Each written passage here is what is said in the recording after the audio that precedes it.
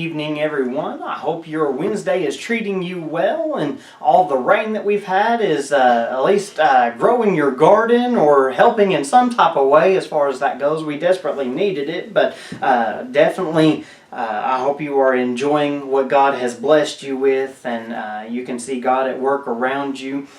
Even as we come to a point this evening of diving back off into the book of Daniel, I would encourage you to continue to remember and to pray for those that we have on our hearts and our minds. And so you can find that prayer list online and through our emails and different things like that. And so if you're missing out on that, please let us know. We'd love to be able to put you into that, so that way you're able to receive those things, so you have the individuals to pray for. But tonight, as we dive off into Daniel chapter 5 and continue on and kind of pick up from last week as far as Belshazzar officially kind of having this feast and the background information, the chronological time gaps, all the things that are associated with that. Now we're going at the point of where in verses 5 through 9 is where we'll be at this evening. We are looking at that moment of which that hand appears on the wall and the writing begins to come out. And so this evening in verse 5 it begins by saying, "At that moment the fingers of a man's hand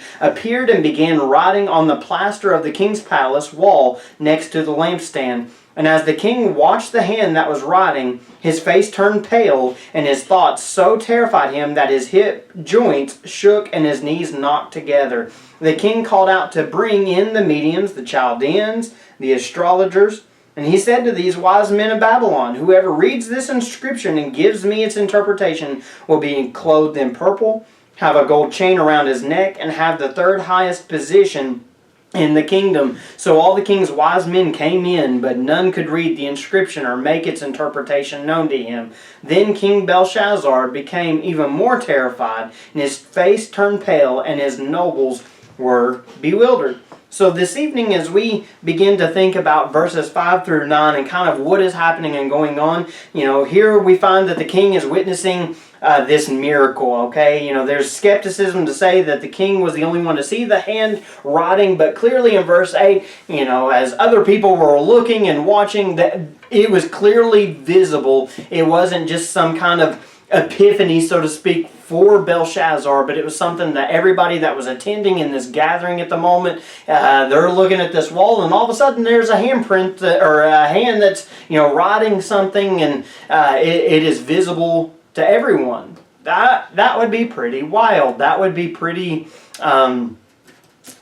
interesting. Is about the only way. I don't know. It's just one of those things that you kind of look and you're like, man, that would be terrifying. There's a reason why, so to speak, Belshazzar is shaking in his boots at the moment, but still just, you're in this gathering, clearly everybody's kind of tipsy and drunk, so now all of a sudden, I would imagine for them it's kind of is this real life? Is this happening in this moment? There's a lot of things that begin to fall into this moment. In March of 1899, an archaeologist by the name of Coldway commented that the walls of the throne room were washed over with a white gypsum, which is actually used to make plaster. So archaeologists, they believe that they even potentially found this site and or some of the walls that would have encompassed kind of what exactly was going on there in verse 5, because it says, "and began writing on the plaster of the king's palace wall next to the lampstand." So clearly this plaster, even in translations and everything else, it is compared to this gypsum that is found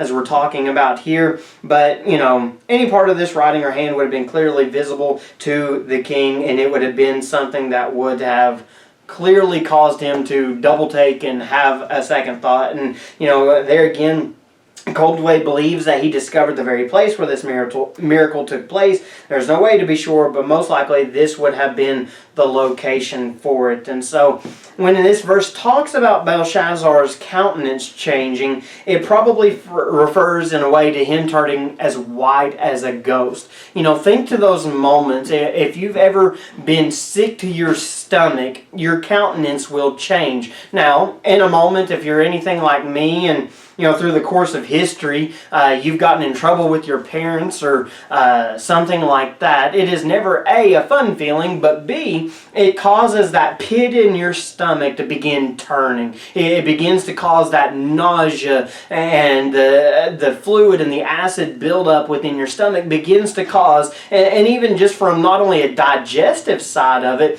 but neurologically, there are connections interwoven throughout our nervous system, into our digestive system, and all these different things that are, in essence, whenever this happens, that sinking feeling, that nausea sets in, and then in that moment, he turns white as a ghost, because it's almost like he's about to vomit. He's about to throw up. And so thinking about why he turns white as a ghost in this moment, that is what is going on. Neurologically, transmitted into digestively, it is causing his system, I don't want to say to go into shock, but to go into shock in a lot of ways. And so when it talks about his joints and his hips were loosened, it literally means that his hips and joints and his upper leg went limp, okay? Normally this is contributed to extreme panic. There again, that digestive thing, it's almost as if he's about to pass out, if he's about to faint. He is giving way into these moments. We see a similar occurrence over in Daniel chapter 9 and 10 whenever you see this interaction of Daniel with Gabriel, or the archangel that is there with him, that he has this fainting moment, this passing out, because the moment is so overwhelming. He's left with no other choice. It's the natural human function, and just the things that go into that divine moment, so to speak, that is happening and occurring. But we find there that he cries aloud. Imagine in that moment that Belshazzar here, he is screaming so loud that it causes panic to set in, not only for him, but it's a panic to bring the people in. He starts calling in the mediums and the Chaldeans, the sorcerers, all these different people. But in this moment, what does he begin to say? The king promises three things to the one who could interpret this writing. The clothed in purple, likely from the king's wardrobe and considered royalty. The necklace of gold. In Persian times, this gold necklace was only worn by people of high rank, or could only be worn if they were presented by the king. And then lastly there, in the third highest ruler in the kingdom. So you're talking elevated status, but there again, it's the urgency behind it. Clearly, in all the festivities that have taken place and everything else,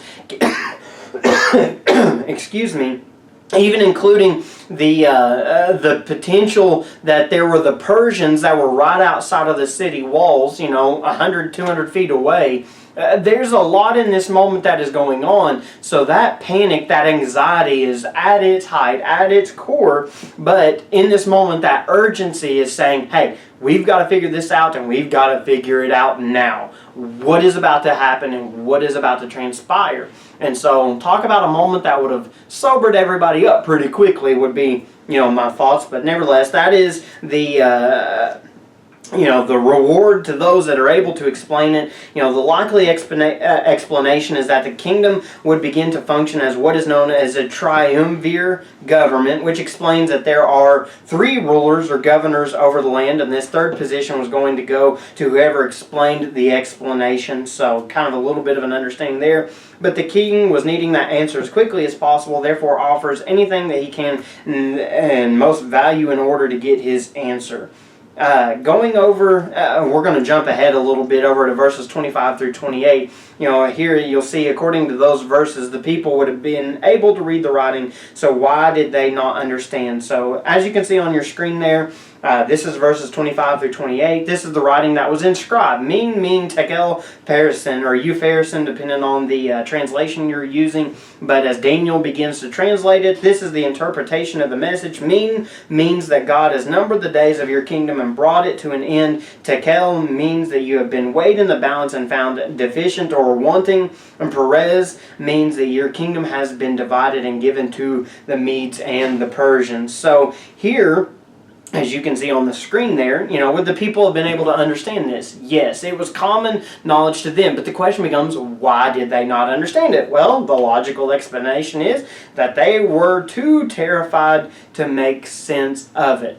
It is one of those things that for them, I mean, literally, whenever you're walking through anxiety, whenever you're walking through a seriously fearful moment, your mind, and it's not necessarily even playing tricks on you, but it will come and go. Your mind, as the fight or flight things begin to enter into your mind, and all the endorphins and everything begins to kick in and begin to flood and fill your mind and your body. What is going on? You're going into self-preservation mode. You're doing what you can literally to survive the moment, okay? And so the logical explanation is that they could understand it, but they were too fearful. Their minds, as they're witnessing this, literally takes them to that place of where they cannot process. If you've ever been through a traumatic experience, or of anybody who has, it's one of those things, your first initial instinct, even in terms of grieving, because in essence that's what you do.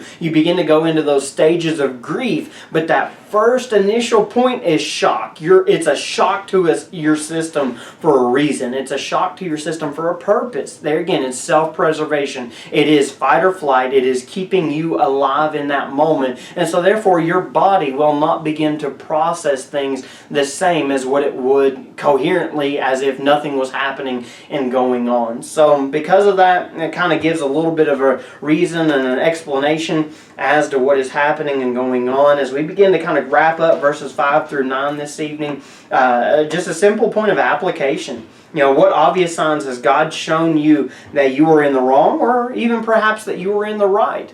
There are moments, I believe God gives distinct things to us that whenever we see it, we begin to really stop and think. If you go back to even like Judges, whenever you think of Gideon in chapter 6 or 7 there, as it's talking about the fleece, God, if the dew is on it, if it's not on it, and everything else has got dew on it, if we're doing those things with God, not that I'm saying that that's a bad thing, I'd easily say be careful with, but either way, whenever we're looking for answers, that is a flaw, I would say, that a lot of us have, is that we say, much like Gideon, well, God, you did this way. It's what I asked for. It's what I was asking your help on. But do this now. It's like we keep testing, or in a roundabout way, we keep pushing God because of our lack of faith, that we're saying like, okay, before I jump, I got to know exactly, where my foot's going to land and what's going to happen. That side of faith and worry, that doubt, all those things begin to, filter and circulate through our mind, and it becomes a very fickle thing. It's something that it's hard to work with, hard to process. But are there things obvious to you now that God has approved or disapproved in times past? That there's a movement of the Holy Spirit, obviously. We know that He works and stirs and moves within our heart and our life, but oftentimes, while it may not seem like it, there can be patterns, there can be ways to which it may be, like for me, people ask, how do I know the will of God, or a decision to make, and often I associate it with the idea of peace. Wherever there is peace, there is where God is at, because only can the peace of God, which surpasses all understanding, be found in a moment of unclarity, or in a place to where you're needing to make a decision. So oftentimes where there's peace, that is most likely where you're going to find God. So as you kind of gaze back through the window of your life, does it represent that same kind of thing, that you can say, well, I saw peace here, and then God moved me here. There wasn't peace here, and then that fell apart.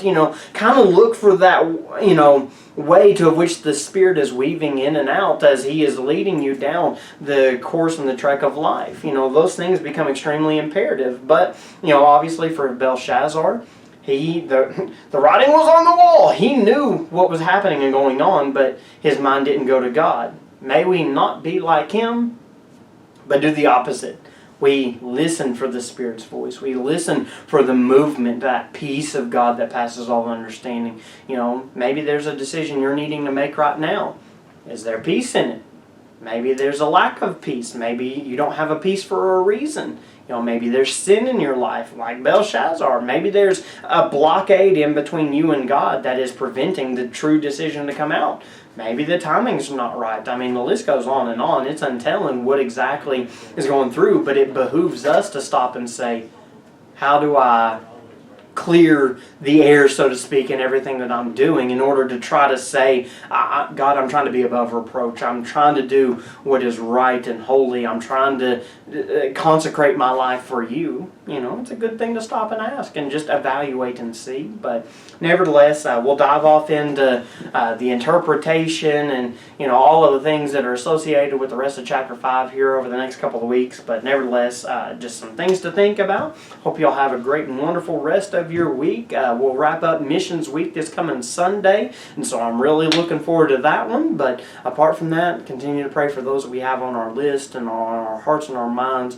A lot of different things going on. We've got Vacation Bible School this coming week, so be praying over all of the faces that'll be walking through the doors of our church. And there again, God has commissioned us to go after those people, to do what we can to minister to them, to see them come to know Christ as their Savior and as their Lord. And so definitely be in prayer over those things. But beyond that, I guess we'll talk to y'all later. Love y'all and I appreciate y'all. See you guys.